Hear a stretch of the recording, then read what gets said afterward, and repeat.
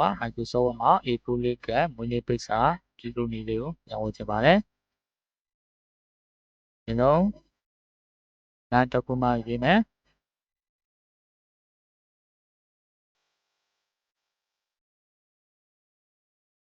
ကနေပေးဒီတော့layout ထဲကိုသွားပါနော်layout ထဲကိုသွားမယ် site ချိန်မယ်ပေါ့နော် site ကတော့ A4 နဲ့လုပ်ပြပါ A4 ဟိုက landscape ယူပဲနော် landscape ယူမယ်margin မှာတော့ဒီမှာ custom margin ကိုတစ်ချိန်ပေါ့နော် custom margin ကိုတစ်ချိန်မယ်ဆိုတော့ margin ကိုတစ်ချိန်မယ်ဒီမှာလောက်ထားမှလဲဆိုတော့ 0.2 လောက်ထားမှာနော် 0.2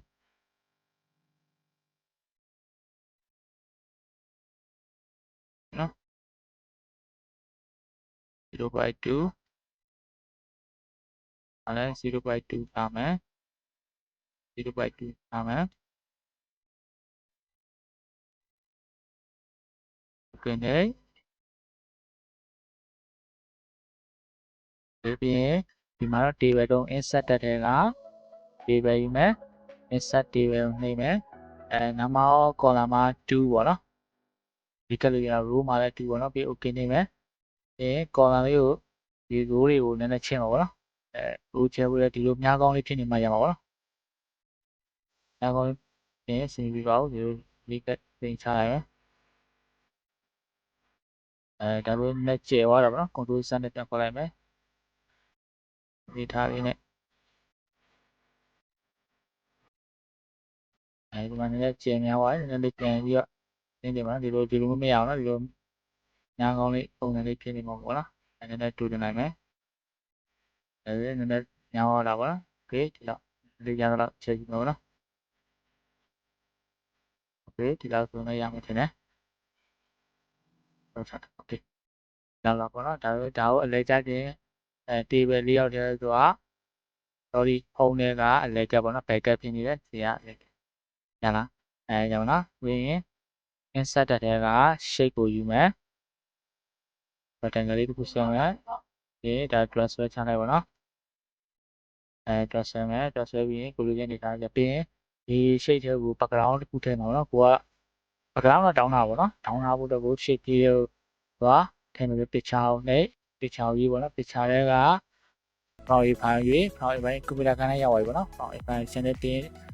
background ပုံလေးတော့တောင်းထားပြီးတာပေါ့နော်ဒီမှာ desktop မှာတင်ထားတယ် background ဆိုပြီးတော့ဒီမှာbackground လှလှ background လှလှလေးကိုရှာတာပေါ့နော်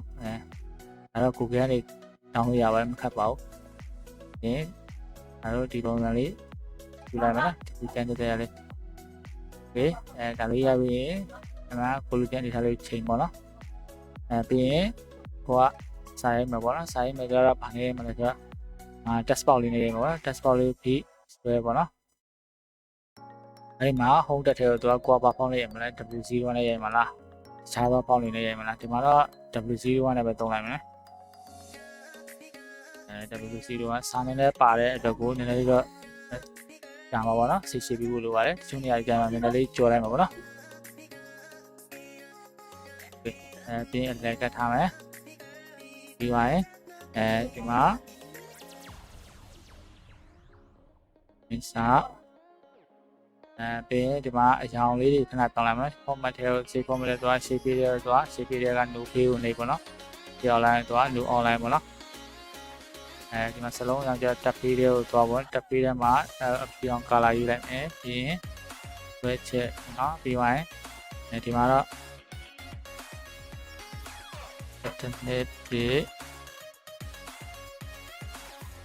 internet ဝေးနေပေါ့နော်ငုံလေးနည်းနည်းချဲ့နော်ဒါမှစာလေးနဲ့မှားလာမှကြည့်လို့ရမှာနော်ဝေးနေ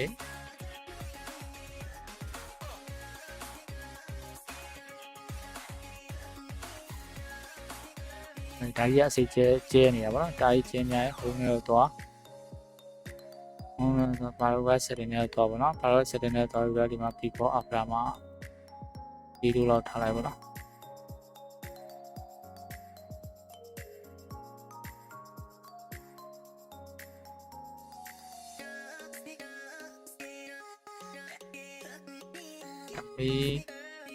là đi là của nó đi là thì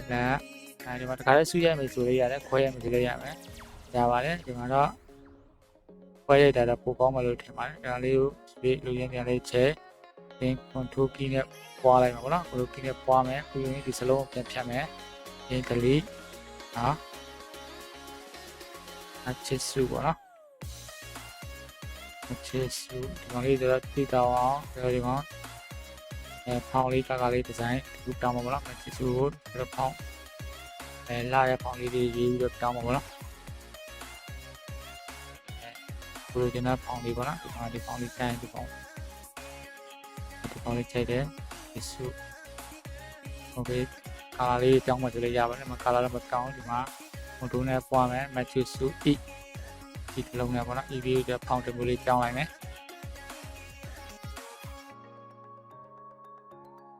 thì review phong body này nhé ý cái body dây của nó ok tạo video và lấy chìm đó này đi lấy chạm ấy just spawn dây được cả đó này cha là lưỡi đập nó phía control key đấy qua lại nó qua một tí osu vào qua lại đó mấy sử dụng control key qua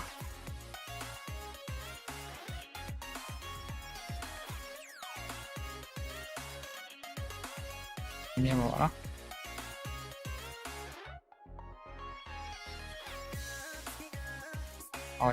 thôi giờ đi S5 nhiều nó order từ nhà từ choของnóนี่นี่แต่แกไปဒီမှာ size ရဲ့เนาะ slow mo လေးမှာတက်ပါเนาะဒါနဲ့တီးထားပြီးရပေါ့เนาะဒီမှာတော့ slow motion နိုင်မှာပေါ့เนาะစစ်လေမှာထွက်လေပေါ့เนาะဒါအပါတက်ရှိပြီဘူးတော့လို့เนาะဒီပါရဲ့ဒီမှာ design ပြီးရပြီဒီကောင်လေးကိုပေါ်လူရင်းနေချဒါလေးကိုဆိုရဒီရည်ပါထင်ပါဒီကလေးကိုတော့ဆက်လက်လို့အားရတက်စီပန်းနေရမယ်ပြီးရင်ဒီမှာပါထောင်လေးရအောက်က EY ရပါတော့အနေနဲ့လေးခေါ်ရတော့တကြီးနဲ့ပဲခေါ်ရမယ်အဲဒီမှာ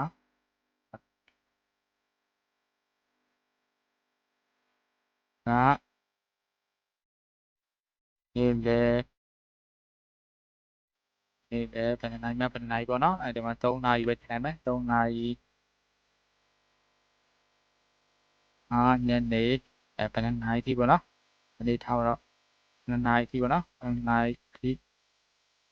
ก็จะคงว่าจะมาไล่ตัวไปเอาที่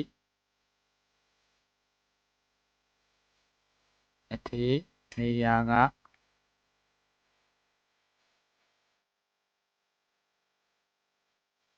ที่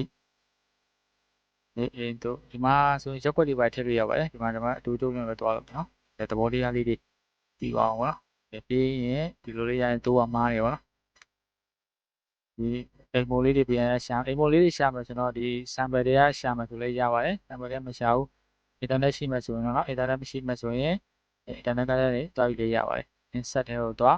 Google browser ကြီးဖွင့်ဆောင်လို့ insert ထဲကဒီမှာ icon ပေါ့နော် icon လေးကိုဆက်လိုက်ခဏလေးတော့စောက်ပြီပေါ့နော်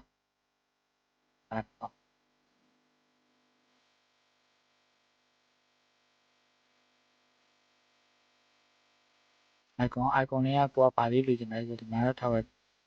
ဒီမှာ date ပေါ့နော်ဒီ date underscore date ပုံလေးတစ်ချက်ပြီးရပါဘူးချက်တဲ့ပုံလေးရေးပြီး insert လေးချက်လိုက်မယ်ဒီမှာကြာလာမယ် download ဆက်ပြီးဒါလေးကိုရွှေ့လို့မရပါဘူးပုံပြီးလို့မရရဲ့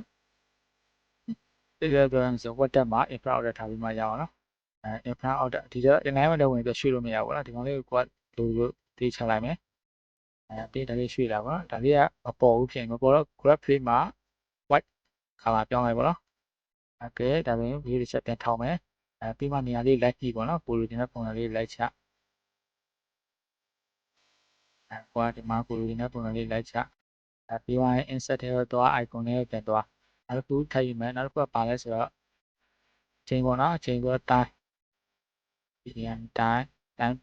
ကိုလိုချင်တဲ့အချိန်ပုံစံလေးရွေးလိုက်ပါဒီပုံလေးကြိုက်တဲ့ insert နဲ့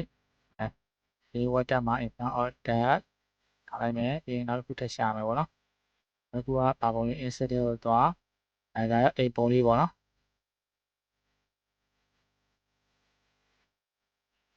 ဒီမှာတော့ဆက်ထည့်လိုက် HOMP အိမ်ပုံလေးထွက်လာမယ်ဒီပုံလေးတွေကိုဒီပုံလေးလက်ရှာအိမ်ပုံလေးဒီမှာအိမ်ပုံလေးထည့်လိုက်မယ် insert ပြီးရွှေ့မယ် water တဲ့သွား import နဲ့ဒီလိုသွားရှင်းမယ်ဟောဒီမှာဒါလေး color လေးကို graph လေးမှာအဖြူ color လေးဖောက်လိုက်မယ်ပြီးသွားရင်ဒါလေးကိုလည်းပေးစားလိုက်နော်ဒါလေးကိုညှိပေးရပါတော့ပြီးရင်ဒီနိုင်ပုံစံလေးကိုလည်းဒီ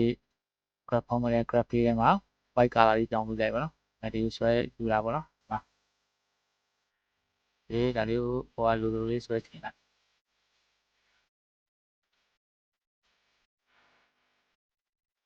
ပြင်ပြပါပြီဒီကောင်လေးတွေကိုselect မှတ်တက်ဖို့ဒါတော့ဒီဖတ်လို့မရဘူးလေ shape format တွေတော့ selection panel လေးနေလိုက်ပါနော်selection panel လေးနေလိုက်ရင်ဒီမှာ graph ပုံစံလေးကဒီ select မယ်ဒါတော့မှန်သွားပြီပါနိုင်ပုံစံလေးဒီ select တော့ဒါ graph ပေါ်မှာပေါ့နော်ဒီလိုမျိုး LP နဲ့ပါလို့လည်းရပါတယ်ဟုတ်လို့ရှိရင်လို့ထိုင်ပုံနဲ့ okay ပြီလားကြီးနေလားကြီးနေဆိုလည်းအဆင်မပြေဘူးပေါ့နော်ဒီကပုံလေးထဲပုံထဲမှာဆိုလည်းရပါတယ်နော်ပုံထဲမှာဆိုလည်းရတယ်ဒါလေးကိုအားလုံးပြီးသွားပြီပြီးရင်အားလုံး group မှာဆိုတော့ဒါလေးကဒီလိုတစ်ခုချင်းလိုက်မှတ်ဆိုလည်းအဆင်ပြေဘူးပေါ့နော်ဒါဆိုရှေ့တစ်ခုပေါ် select မှာ taskbar ဝယ်ပြီးပေါ့နော်ဟိုမှာထဲတော့ selection panel ရောပေါ့နော် selection panel လေးပြီး control နဲ့ live ပြီး click လိုက်ပါ control key လို့နေတာပါနော် control key select မှတ်ထားမယ် select မှတ်ထားမယ်ပြီးသွားရင်shape format ထဲတော့ပေါ့နော် group ဖွဲ့ရမှာနော်ဒီအားလုံး group ဖွဲ့မယ် okay group ဖွဲ့ပြီးသွားရင်ဒီကောင်ကလေးကပ်ပွားရင်တော့ပြီးဒီလိုမျိုး control နဲ့လည်းပွားလို့ရပါတယ်ဒီလိုအမြန်ကြီးနဲ့ပွားမှာဆိုတော့ဒါကဆို mail နဲ့တော့ပေါ့နော် mail နဲ့တော့ပြီးမှ step mail mask collection တွေပြီး level တွေဆက်တော့ပြီးသွားရင်အားဆောက်ပေါ့နော်ပြီးရင်30 per page ဆိုတာလေးတစ်ချက်ယူပေါ့နော်30 per page ထည့်ပြလိုက်ပါ30 per page ထည့်ပြီးရင်ဒီမှာ okay နေလိုက်ပေါ့နော်okay ထည့်နေလိုက်ပေါ့နော်ပြီးသွားရင်control z နေလိုက်ရ undo ခေါ်လိုက်ရပါတယ်ပြီးသွားရင်ဒီမှာဗာနေရမယ်ဒီမှာ update level လေးတစ်ချက်နေလိုက်ပေါ့နော် update level လေးတစ်ချက်နေလိုက်ဒီ level တစ်ချက်နေလိုက်ရပါပြီဒါဆိုရင်ဒီကမရဘူးလားရမှာနော်ဒီကလေးရပါပြီဒါဆိုကိုကဒီမှာဒါကြီးတွေပါနေတယ်ဒီကောင်လေးတွေကို click ချပြီးတော့ထည့်လိုက်ရပါတယ် click ချပြီးမှ recording ဆိုရင် size လေးပါလို့လေဒီပေါ့နော်ဒီက click လိုက်ရဒီပေါင်းလေးလည်းမလိုချင်ဘူးဆိုလည်းဖြတ်လို့ရတယ်နော်ရပါတယ်ပေါင်းမလို့ချင်း select off မိတ်ပြီးလို့ချင်းပေါ်လာတယ်ပေါ်လာတွေကလိုးပေါ်လာတွေထားလိုက်ပါတော့ပေါင်းမရှိတော့ဘူးနော်ဒါဆိုတန်းထုတ်ယူမှကျန်တော့တာပါဒါလေးကိုဘယ်လိုမျိုးထားကြလဲထားနေတဲ့ပုံစံလေးထားလို့ရပါတယ်ဒီလောက်ဆိုရင်တော့ဒီမှာတော့လုပ်လို့ရမှာလို့ရှင်းပါတယ်အားလုံးအဆင်ပြေကြပါလိမ့်